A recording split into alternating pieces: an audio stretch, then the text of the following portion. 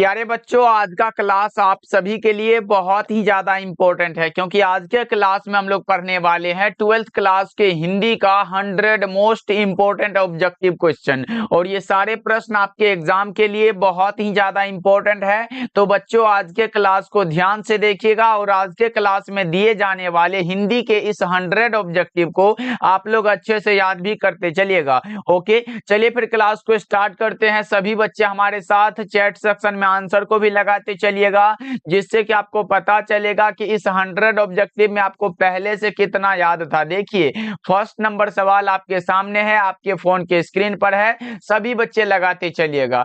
पहला नंबर सवाल जो है वो आपसे पूछा गया है, पद्मावत किसकी रचना है। बड़ा ही इंपॉर्टेंट सा सवाल है कि पद्मावत जो रचना है वो किसकी रचना है। तो याद रखना, ये रचना मलिक मोहम्मद जायसी की रचना है। Correct answer option number D हो जाएगा। लेकिन बच्चों, एक चीज और भी याद रखोगे, अगर पद्मावत के जगह पद्मावती होता तब हम लोग बालकृष्ण भट्ट को लगाते। अभी पूछा गया पद्मावत, इसीलिए करेक्ट आंसर हमारा मलिक मोहम्मद जायसी हो जाएगा। दोनों को याद रखिएगा आप लोग। ओके, चलिए दूसरा नंबर सवाल है, मात्र 100 ऑब्जेक्टिव है, इसको जरूर याद करते चलिएगा आप लोग। दूसरा नंबर सवाल जो है वो आपसे पूछा गया है, जायसी हिंदी साहित्य की किस काव्य धारा से जुड़े थे। मलिक मोहम्मद जायसी प्रेम के पीर के कवि माने जाते हैं, यानी कि प्रेम मार्गी शाखा के कवि माने जाते हैं। करेक्ट आंसर क्या होगा बच्चों? 2 का right answer option number B हो जाएगा। सारे चीजों को एकदम दिमाग में सेट करते चलो आप लोग। चलिए तीसरा नंबर सवाल देखिए क्या कह रहा है। तीसरा नंबर सवाल है, निम्नलिखित में कौन सी रचना है जो जायसी जी की नहीं है। नहीं कौन सा? पद्मावत तो है, अखरावट भी है और चित्ररेखा भी है, लेकिन ये भक्तमाल जो रचना है ये रचना है किसकी बच्चा पार्टी? तो ये रचना नाभादास की रचना, इसीलिए ये जो होगा ये रचना नहीं है मलिक मोहम्मद जायसी की। करेक्ट आंसर क्या हो जाएगा? ऑप्शन नंबर डी बिल्कुल ही सही आंसर हो जाएगा। चलो फोर्थ नंबर सवाल देखिए क्या कह रहा है। फोर्थ नंबर सवाल है, निम्नलिखित में कौन कवि सगुन भक्ति धारा के हैं। निम्नलिखित में कौन से कवि हैं जो सगुन भक्ति धारा के कवि माने जाते हैं? तो कौन सा लगाओगे? वे माने जाते हैं सूरदास जी। 4 का right answer option number C हो जाएगा। और ये प्रश्न कई बार आपके बोर्ड एग्जाम में पूछा गया है, तो बच्चों इसको जरूर याद रखोगे आप लोग। चलिए पांचवा नंबर सवाल देखिए क्या कह रहा है। फिफ्थ नंबर सवाल है, हिंदी साहित्य का सूर्य किसे कहा जाता है। बहुत इंपॉर्टेंट है, हिंदी साहित्य का सूर्य अगर आपसे पूछा गया हो तो सूर्य कहा जाता है सूरदास को। अगर पूछे हिंदी साहित्य का समन्वयवादी कवि किसे माना जाता है, तो वे कहा जाता है तुलसीदास को। अगर पूछे कवियों के कवि कौन माने जाते हैं, तो वे माने जाते हैं शमशेर बहादुर सिंह। और अगर पूछे प्रेम के पीर के कवि कौन माने जाते हैं, तो मलिक मोहम्मद जायसी। इतना को जरूर याद रखिएगा, आता है आपके एग्जाम में। चलिए 6 नंबर सवाल देखिए हमारे सामने है, बताओ 6 नंबर सवाल है, सूरदास किस धारा के कवि हैं। सूरदास जी अगर पूछे तो सूरदास जी हमारे कृष्णाश्रय है, यानी कि कृष्ण भक्ति धारा के कवि हैं बच्चा पार्टी। ऑप्शन नंबर बी बिल्कुल ही सही आंसर है। 6 का बी लगा रहे हो आप लोग तो बहुत अच्छे। चलिए 7 नंबर सवाल है, सभी बच्चे लगाते चलो, एकदम आंसर को लगाते चलो। आंसर लगाने में कंजूसी नहीं होना चाहिए बच्चा पार्टी। देखो निम्नलिखित में कौन सी रचना सूरदास की है पूछा गया है, इसलिए आप लगाओगे कौन सी रचना है सूरदास की। तो सूर सागर जो रचना है ये सूरदास की रचना है, इसीलिए करेक्ट आंसर आपका ऑप्शन नंबर सी हो जाएगा 7 का। याद रखिएगा आप लोग। चलिए 8 नंबर सवाल देखिए क्या कह रहा है। 8 नंबर सवाल है, मीरा ने अपना प्रियतम किसे माना है। ये भी प्रश्न इंपॉर्टेंट है, मीरा ने अपना प्रियतम किसे माना है, तो कृष्ण को माना है। 8 का राइट आंसर क्या हो जाएगा?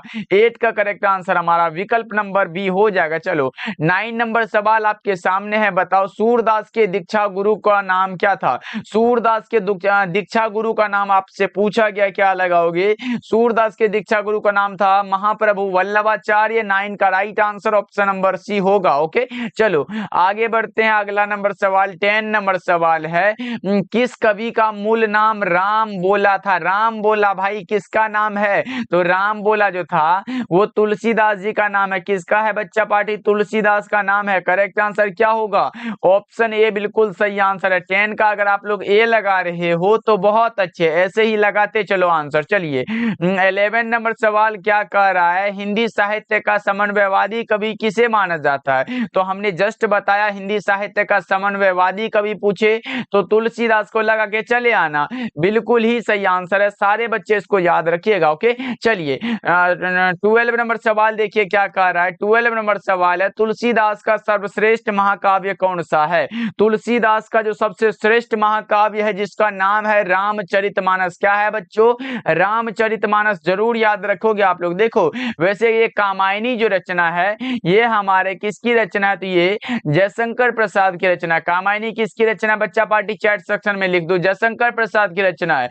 उर्वशी जो है ये किसकी रचना है? तो ये लगाओगे ये दिनकर जी की रचना। किसकी है? रामधारी सिंह दिनकर की रचना। तो ये सब नहीं होगा, हमारा करेक्ट आंसर सी हो जाएगा। चलिए आगे बढ़ते हैं। 13 नंबर सवाल, तुलसीदास का स्थायी निवास कहाँ है? तुलसीदास का स्थायी निवास बता दो, बता दो क्या होगा? आप लगाओ सर काशी में है।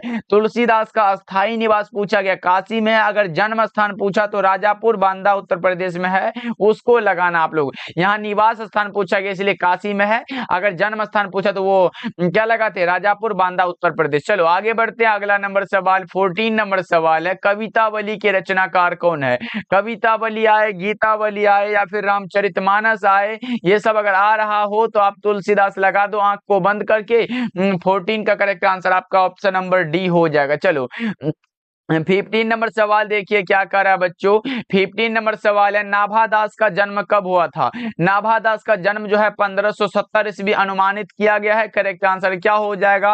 ऑप्शन बी सही हो जाएगा बच्चा पार्टी। क्या होगा? 15 का right answer option number B हो जाएगा। सभी बच्चे याद रखोगे। ओके चलो आगे बढ़ते हैं। 16 नंबर सवाल देखिए क्या कह रहा है, किसकी कविता को सुनकर कवि नाभादास जो है वो सिर झुका लेते हैं? कौन से कवि है जिसकी कविता को सुनकर कवि नाभादास सिर झुका लेते हैं? उसका नाम है सूरदास की कविताओं को सुनकर। करेक्ट आंसर क्या हो जाएगा? ऑप्शन नंबर ए हो जाएगा। चलिए 17 नंबर सवाल है, नाभादास का उदय हिंदी साहित्य के किस काल में हुआ था? नाभादास जी भक्ति काल में आते हैं। हमने बताया ये दास वाले जितने भी आ रहे हैं आपके 12th के हिंदी में वे हैं सारे के सारे भक्ति काल में। दास वाले किस में है बच्चा पार्टी? भक्ति काल। एक बार चैट सेक्शन में लिख दो, मलिक मोहम्मद जैसी, सूरदास, तुलसीदास, नाभादास, ये 4 कवि भक्ति काल में है। भूषण जी रीति काल के हैं। और नीचे जितने भी कवि बच गए जैसे ज्ञानेंद्र पति, रघुवीर सहाय हुआ, विनोद कुमार शुक्ल हुआ, ये सब क्या है? ये आधुनिक काल के कवि हैं। इसको जरूर याद रखोगे आप लोग। चलो 18 नंबर सवाल देखिए क्या कह रहा है, भूषण की कविता निम्न में से कौन है? निम्नलिखित में कौन सी कविता है जो भूषण की है? तो ये कवित्त जो कविता है ये भूषण जी के द्वारा लिखा गया। तो घबराना नहीं है।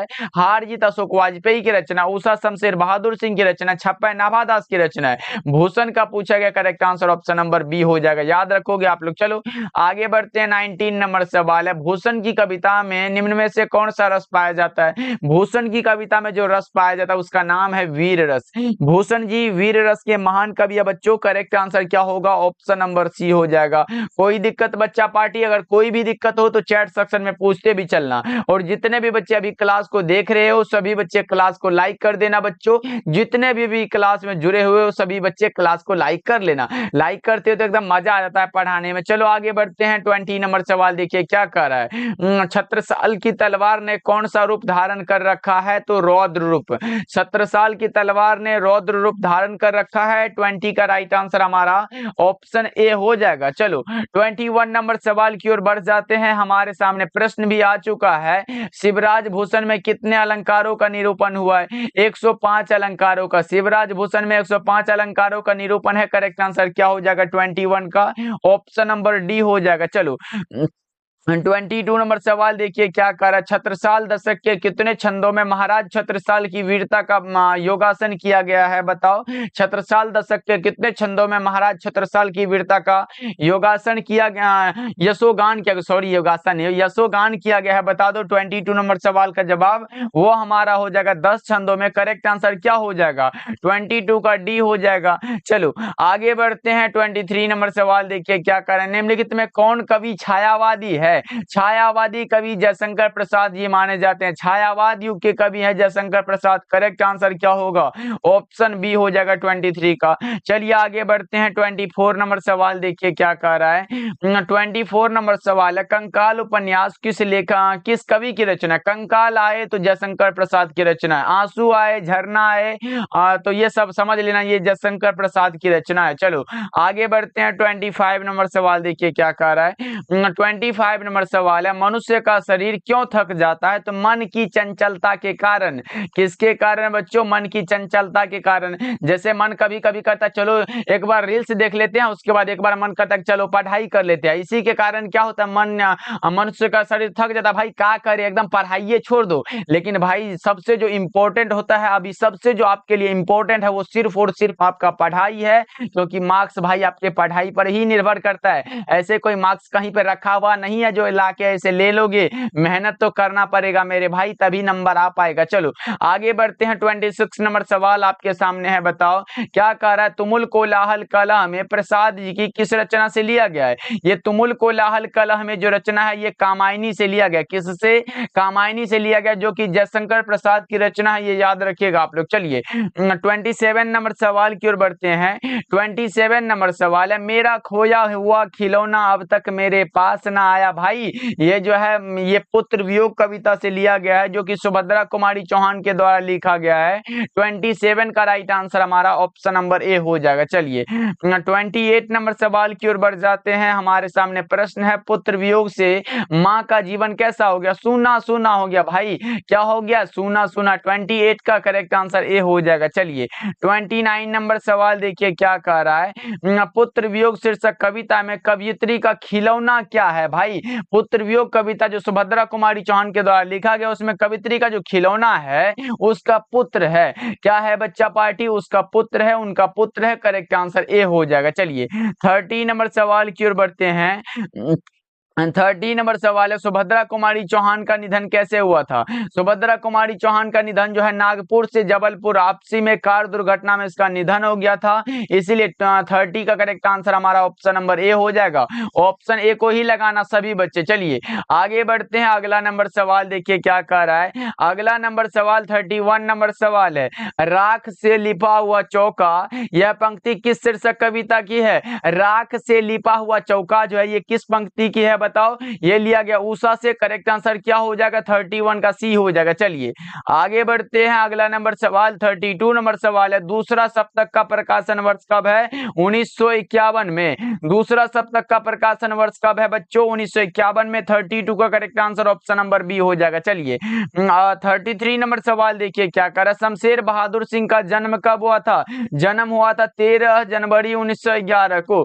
कब हुआ था बच्चों? 13 जनवरी 1911 को। 33 का करेक्ट आंसर ए हो जाएगा। चलिए आगे बढ़ते हैं। 34 नंबर सवाल है, शमशेर बहादुर सिंह की पत्नी का नाम क्या है? पत्नी का नाम पूछा गया, क्या नाम है? धर्म देवी है। भाई क्या नाम है? शमशेर बहादुर सिंह की पत्नी का नाम है धर्म देवी। ओके जी, याद रखिएगा सभी बच्चे, बहुत इंपॉर्टेंट है। 34 का करेक्ट आंसर क्या लगाए हो? Option number B. यहाँ देखो पत्नी का नाम पूछा गया, अगर माता का पूछता तो प्रभु देई लगाते, और पिता का पूछता तो तारीफ सिंह लगाते। ये सब हमसे नहीं पूछा, करेक्ट आंसर बी हो जाएगा। चलिए अगला नंबर सवाल 35 नंबर सवाल है, मुक्तिबोध का पूरा नाम क्या है? गजानन माधव मुक्तिबोध। पूरा नाम है गजानन माधव मुक्तिबोध। याद रखिएगा, अगर पिता का नाम पूछे तो माधवराज मुक्तिबोध को भी लगा देना। चलो आगे बढ़ते हैं। अगला नंबर सवाल 36 नंबर सवाल क्या कह रहा है, दानव दुरात्मा एक, दानव दुरात्मा एक, मानव की आत्मा एक, ये लिया गया है जन जन की चेहरा एक कविता से। करेक्ट आंसर ये हो जाएगा। जन जन का चेहरा एक जो कविता है ये गजानन माधव मुक्तिबोध के द्वारा लिखा गया, ये जरूर याद रखोगे आप लोग। चलिए आगे बढ़ते हैं। 37 नंबर सवाल है, कौमुदी नामक कविता केंद्र की स्थापना किसने की थी? कौमुदी नामक कविता केंद्र की जो स्थापना किया गया था ये किसके द्वारा किया गया था? रघुवीर सहाय के द्वारा। Correct answer option number B हो जाएगा। चलिए 38 नंबर सवाल को देखिए क्या कर रहे, रघुवीर सहाय के पिता क्या थे? रघुवीर सहाय के जो पिता थे ना भाई, वो क्या थे बताओ? वे एक शिक्षक थे। अगर बच्चों आपसे पूछे रघुवीर सहाय के पिताजी का नाम क्या था तो क्या लगाओगे? हरदेव सहाय लगाना। रघुवीर सहाय के पिता का जो नाम था वो क्या नाम था बच्चा पार्टी? हरदेव सहाय है, याद रखिएगा आप लोग। चलिए 39 नंबर सवाल आपके सामने है। 39 नंबर सवाल है, अधिनायक कैसी कविता है? अधिनायक हमारा गद्य कविता है। अधिनायक कैसी कविता है बच्चा पार्टी? गद्य कविता है। 39 49 का correct answer option number A हो जाएगा। और ये लिखा गया है अशोक वाजपेयी जी के द्वारा, तो ये सब लगा देना आप लोग। चलो आगे बढ़ते हैं। 40 नंबर सवाल देखिए क्या कह रहा है। 40 नंबर सवाल है, विनोद कुमार शुक्ल को 1999 में कौन सा पुरस्कार दिया गया था? विनोद कुमार शुक्ल को 1999 ईस्वी में दिया गया था साहित्य अकादमी का पुरस्कार। करेक्ट आंसर क्या हो जाएगा? ऑप्शन बी बिल्कुल सही आंसर हो जाएगा। 40 का बी लगा रहे हो आप लोग, बहुत अच्छे। चलो आगे बढ़ते हैं। अगला नंबर सवाल देखिए क्या कह रहा है। अगला नंबर सवाल क्या कह रहा है, प्यारे नन्हे बेटे को कविता में लोहा किसका प्रतीक है? कर्म का प्रतीक है। प्यारे नन्हे बेटे को कविता में लोहा जो है ये कर्म का प्रतीक है। सही जवाब ऑप्शन सी हो जाएगा। चलिए अगला नंबर सवाल है, साम्यवादी किससे लड़ रहा है? तो साम्यवादी लड़ रहा है पूंजीवादी से। किससे लड़ेगा भाई? पूंजीवादी से। करेक्ट आंसर ए हो जाएगा। चलो 43 नंबर सवाल देखिए, अशोक वाजपेयी का जन्म कब हुआ था? आप लोगों ने वो पढ़ा है कि वो गद्य कविता जो है हार जीत, वो अशोक वाजपेयी के द्वारा लिखा गया और इसका जन्म हुआ था 16 जनवरी 1941 को। कब हुआ था बच्चों? 16 जनवरी 1941 को। 43 का करेक्ट आंसर हमारा ऑप्शन नंबर ए हो जाएगा। चलिए आगे बढ़ते हैं। 44 नंबर सवाल है, अशोक वाजपेयी किस काल के कवि है? काल पूछ दिया गया, आप लोगों से क्या लगाओगे भाई? आधुनिक काल के हमने बताया है। ज्ञानेंद्र पति पूछे, माधव मुक्तिबोध पूछे, उसके बाद कौन सा पूछे? अशोक वाजपेयी पूछे या रघुवीर साहब पूछे, ये सब जो है आधुनिक काल में आते हैं। ओके चलो 45 नंबर सवाल आपके सामने है, बताओ। 45 नंबर सवाल है, पंचायती राज में जैसे खो गए हैं पंच परमेश्वर, ये लिया गया है गांव का घर चैप्टर से, जो कि ज्ञानेंद्र पति के द्वारा लिखा गया बच्चों। ऑप्शन ए करेक्ट हो जाएगा। अधिनायक रघुवीर साय के द्वारा लिखा गया। जन जन का चेहरा एक गजानन माधव मुक्तिबोध के द्वारा लिखा गया। हार जीत अशोक वाजपेयी के द्वारा लिखा गया है। अभी का correct answer option number A होगा, जो कि ज्ञानेंद्र पति के द्वारा ये लिखा गया है। चलो 46 नंबर सवाल है, ज्ञानेंद्र पति ने कौन सी कविता लिखी है? तो गांव का घर। गांव का घर ज्ञानेंद्र पति की रचना है। 46 का करेक्ट आंसर ए हो जाएगा। चलिए 47 नंबर सवाल है, क्या कह रहा है, ज्ञानेंद्र पति को उनकी किस रचना के लिए 2006 ईस्वी में साहित्य अकादमी का पुरस्कार दिया गया था? तो संशयात्मा रचना के लिए। किस रचना के लिए बच्चा पार्टी? संशयात्मा रचना के लिए। करेक्ट आंसर ए हो जाएगा। चलो 48 नंबर सवाल देखिए क्या कह रहा है, कवि ने कहा क्या है? कवि ने कहा जो रचना है वो क्या है बताओ एक बार जल्दी जल्दी से। तो एक प्रकार का कविता संग्रह है। क्या है? कविता संग्रह है, जो कि ज्ञानेंद्र पति के द्वारा ये दिया गया। चलो 49 नंबर सवाल है, हेनरी लोपेज का जन्म कब हुआ था? हेनरी लोपेज का जन्म एक बार बताएंगे सभी बच्चे। तो हेनरी लोपेज का जन्म हुआ था 1937 ईस्वी में। 49 का करेक्ट आंसर डी हो जाएगा। सभी बच्चे क्लास को लाइक करते चलिएगा। बच्चा पार्टी चैनल पे पहली बार जुड़ रहे हो तो सब्सक्राइब भी करते चलिएगा। चलिए अगला नंबर सवाल देखिए, 50 नंबर सवाल है, क्या कह रहा है, क्लर्क की मौत के रचनाकार कौन है? क्लर्क की मौत के रचनाकार का जो नाम है वो है अंतोन चेखव। क्या है? Anton Chekhov. याद रखिएगा आप लोग। वैसे ये रस्सी का टुकड़ा जो ये मोपासा जी के द्वारा लिखा गया है, उसके बाद ये पेशगी जो है ये हेनरी लोपेज के द्वारा लिखा गया। तो ये सब याद रखिएगा आप लोग। चलिए अगला नंबर सवाल 51 नंबर सवाल, क्या कह रहा है, क का उच्चारण स्थान क्या है? क का उच्चारण स्थान कंठ है। क का उच्चारण स्थान क्या होगा बच्चा पार्टी? कंठ हो जाएगा। करेक्ट आंसर ए हो जाएगा। चलिए 52 नंबर सवाल देख लीजिए क्या कह रहा है, भ का उच्चारण स्थान क्या है? भ का पूछ दिया गया, ओष्ठ होता है। प फ ब भ आए तो ओष्ठ लगा के चले आना, आपका करेक्ट हो जाएगा ऑप्शन नंबर ए। चलिए 53 नंबर सवाल देखिए क्या कह रहा है, 53 नंबर सवाल है, निम्नलिखित में कौन सा है जो शुद्ध शब्द है, एकदम सही वाला शब्द है? तो क्या लगता है आप लोगों को? प्रशंसा सही है क्या? प्रशंसा ही हमारा करेक्ट हो जाएगा। 53 का करेक्ट आंसर ए हो जाएगा। चलिए आगे बढ़ते हैं। 54 नंबर सवाल है, बनावट के अनुसार शब्द के कितने भेद होते हैं? शब्द जो होते हैं वो उसके कितने भेद होते हैं बताओ? तो बनावट के अनुसार शब्द के 3 भेद होते हैं, रूढ़, यौगिक और योग रूढ़। 3 हुआ ना। चलो आगे बढ़ते हैं। 55 नंबर सवाल देखिए क्या कह रहा है, मंडली शब्द में कौन सा संज्ञा? मंडली बताओ एक आदमी से होता है क्या? नहीं होता है, समूहवाचक हो जाएगा। मंडली में कौन सा ये हो जाएगा संज्ञा, तो हमारा कौन सा होगा? समूहवाचक हो जाएगा। चलिए 56 नंबर सवाल देखिए क्या कह रहा है, भारतवर्ष में कौन सी संज्ञा? भारतवर्ष में हमारा व्यक्तिवाचक है। भारतवर्ष व्यक्तिवाचक। करेक्ट आंसर डी हो जाएगा। चलिए अगला नंबर सवाल 57 नंबर सवाल है, निम्नलिखित में कौन व्यक्तिवाचक जातिवाचक संज्ञा नहीं है, नहीं है पूछा गया, बताओ कौन सा होगा। ये पुस्तक तो जातिवाचक है, बीच में कैसे घुस गया ये पगला। करेक्ट आंसर डी हो जाएगा। चलो आगे बढ़ते हैं। 58 नंबर सवाल है, कुहासा शब्द में कौन सा लिंग है? कुहासा जो शब्द है इसमें लिंग पूछा गया है तो पुल्लिंग हो जाएगा। चलिए 59 नंबर सवाल देखिए क्या कर रहा है, पूजा का लिंग निर्णय करे।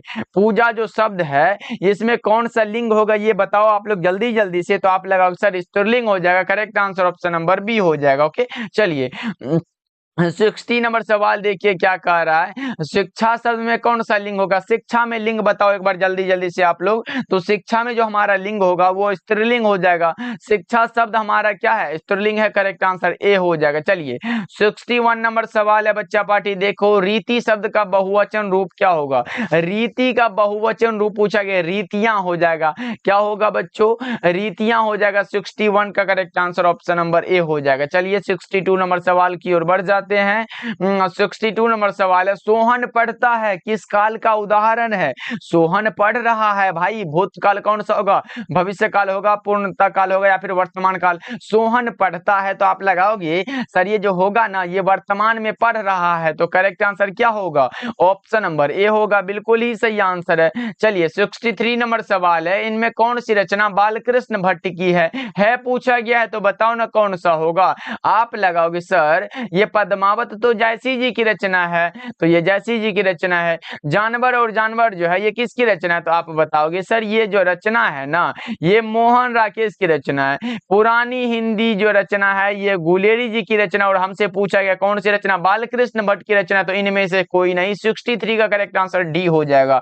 क्या होगा? ऑप्शन नंबर डी बिल्कुल सही आंसर हो जाएगा। सारे बच्चे इसको याद रखिएगा। चलिए आगे बढ़ते हैं। 64 नंबर सवाल है, बातचीत के माध्यम से बालकृष्ण भट्ट क्या बतलाना चाहते हैं? सभी बच्चे एक बार चैट सेक्शन में लगा दो, बातचीत के माध्यम से बालकृष्ण भट्ट जी क्या बतलाना चाहते हैं बच्चा पार्टी? तो आप लगाओ सर बातचीत की शैली को बतलाना चाहते हैं। करेक्ट आंसर हमारा ऑप्शन नंबर ए हो जाएगा। चलिए आगे बढ़ते हैं। 65 नंबर सवाल है, चंद्रधर शर्मा गुलेरी का जन्म कब हुआ था? जन्म पूछ दिया गया आप लोगों से बच्चा पार्टी, एक बार लगा दो चैट सेक्शन में आंसर को। तो आप लगाओगे सर चंद्रधर शर्मा गुलेरी का जो जन्म हुआ था वो हुआ था 7 जुलाई 1883 को, और 12 सितंबर 1922 को इसका निधन हो गया था। चलिए अगला नंबर सवाल 66 नंबर सवाल है, अमृतसर में लहना सिंह के कौन थे? मामा जी थे भाई। कहां थे भाई मामा जी? ऑप्शन सी में दिखाई दे रहा है कि नहीं? चलो 67 नंबर सवाल क्या कह रहा है, निम्नलिखित में कौन सी रचना गुलेरी जी की नहीं है? और ये जूठन जो आ गया है ये बीच में जूठन हमारा कैसे होगा? ये जो रचना है ये वाल्मीकि जी की रचना है। किसकी रचना बच्चा पार्टी? ओम प्रकाश वाल्मीकि की रचना, याद रखिएगा आप लोग। चलिए 68 नंबर सवाल देखिए क्या कह रहा है, 1974 में बिहार प्रदेश के मुख्यमंत्री कौन थे? अब्दुल गफूर थे। 1974 में बिहार प्रदेश के मुख्यमंत्री अब्दुल गफूर थे, याद रहेगा आप लोगों को। चलो 69 नंबर सवाल देखिए क्या कह रहा है। 69 नंबर सवाल है, जयप्रकाश नारायण किस मित्रता को ठोस मानते थे? तो आप लगाओगे सर अंडरग्राउंड जमाने की। सही जवाब ऑप्शन सी हो जाएगा। चलिए 70 नंबर सवाल है बच्चों, देखो क्लास को सभी बच्चे लाइक कर देना, चैनल पे पहली बार जुड़े हो तो सब्सक्राइब करके जुड़ते चलो हमारे साथ। डेली क्लास का टाइम हमारा शाम के 7 बजे होता है, जरूर ज्वाइन करिएगा।